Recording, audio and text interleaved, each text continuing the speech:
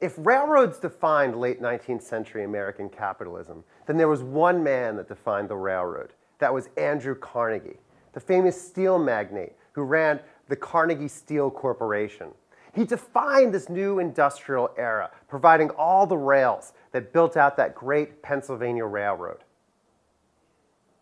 Carnegie himself represented the new possibility of this industrial capitalism. Coming at only age 13 to America as a penniless Scottish immigrant, he had worked his way up through the factories and mills, through the hard work of putting together the telegraph system during the Civil War, and finally making his first millions as a steel magnate after the war, using those connections to create his new business enterprises.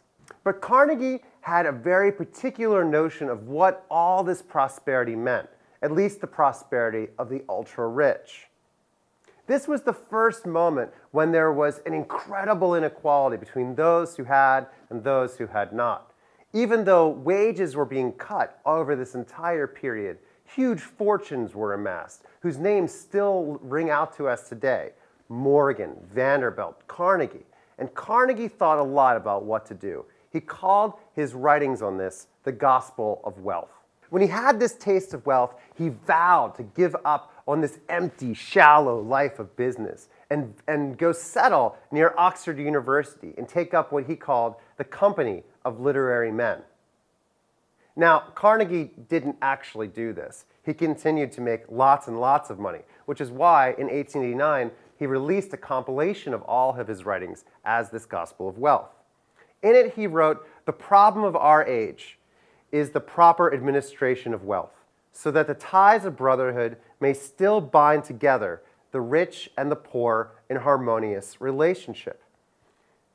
This problem of how to handle this inequality was gripping the country. This is what the basic issue was between this relationship of labor and capital. How to have this inequality and still maintain the democratic, peaceful order that America was founded on. The problem was that as this money concentrated, what ought to be done with it? Should it be given away? Should it be used only for industrial enterprises? How could this money be used to better not only individuals, but also all of society? Carnegie had a very clear position on this. He thought that it should be entrusted to philanthropic organizations like libraries and hospitals and schools. That it should be given away to create uplift in the American population. And he also believed that there should be absolutely no charity. That giving money away to people would only encourage their idleness and indolence. It wouldn't actually better them. And that the wealthy who could make all their money ought to administrate it. He actually believed in a nearly 100% inheritance tax to force the wealthy to give away and decide on what to use with their money before they died. Not that he believed that the state should run it, but that the wealthy ought to run their own money because they knew best what to do with it.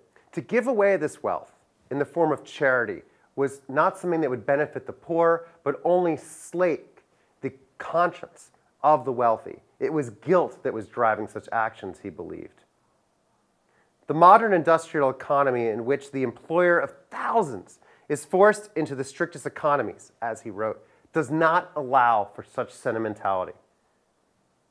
Capital cannot be wasted. Now, of course, there were other perspectives on this at the time as well. Was the problem of the age the proper administration of all this wealth? Or was it the actual inequality itself that was the problem? Who is best, just to a few to administer all that capital, or the masses to decide how to spend or invest that money? A popular review in 1891 of the Gospel of Wealth by the popular theologian William Tucker posited that, quote, "I can conceive of no greater mistake, more disastrous in the end to religion, if not to society, than of trying to make charity do the work of justice." And so even though these huge industrialists accomplished amazing enterprises, providing railroads for the entirety of the US, it also produced a new disquiet over the meaning of this inequality, of this American industrial capitalism for American democracy.